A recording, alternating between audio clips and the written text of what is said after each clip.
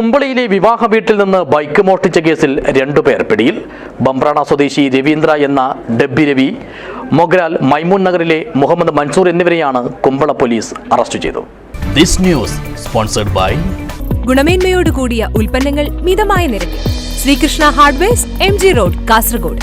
കഴിഞ്ഞ നവംബർ 1-നും 2-നും ഇടയ്ക്കാണ് കുമ്പള പൈ കോമ്പൗണ്ടിൽ താമസിക്കുന്ന മാലിംഗേശ്വരന്റെ മകൻ സച്ചിന്റെ ബൈക്ക് മോഷണം പോയത്. വീട്ടിൽ സഹോദരിയുടെ വിവാഹ ചടങ്ങ് നടക്കുന്നത് കാരണം ബൈക്ക് റോഡരികിൽ നിർത്തിയിട്ടിരിക്കുകയായിരുന്നു. അടുത്ത ദിവസം രാവിലെ വന്ന് നോക്കുമ്പോൾ ബൈക്ക് കാണാത്തതിനെ തുടർന്നാണ് പോലീസിൽ പരാതി നൽകിയത്. അതിനിടെ ഹെൽമെറ്റ് ധരിക്കാതെ സഞ്ചരിച്ചതിന്റെ പേരിൽ സച്ചിനെ ഗതാഗത വകുപ്പിൽ നിന്നും നോട്ടീസ് വന്നു.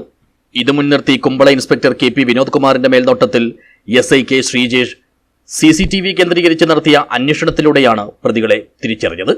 പിടിയിലായ ബംബ്രാണ സ്വദേശി രവീന്ദ്ര എന്ന ഡബ്ബി രവി 32-കാരനും മൊഗ്രാൽ മൈമൂൺ നഗറിലെ മുഹമ്മദ് മൻസൂർ 27-കാരനുമാണ്. ഇരുവരും വീട്ടിലുള്ള സമയം പോലീസ് എത്തി പിടികൂടുകയായിരുന്നു. Civil police officer Vinod, Kishore, Girish എന്നിവരും പ്രതികളെ പിടികൂടിയ സംഘത്തിൽ ഉണ്ടായിരുന്നു. അറസ്റ്റ് രേഖപ്പെടുത്തിയ ശേഷം ബുധനാഴ്ച രാത്രിയോടെ തന്നെ പ്രതികളെ മജിസ്ട്രേറ്റിന് മുമ്പാകെ ഹാജരാക്കി റിമാൻഡ് ചെയ്തു. News bureau, Uppala.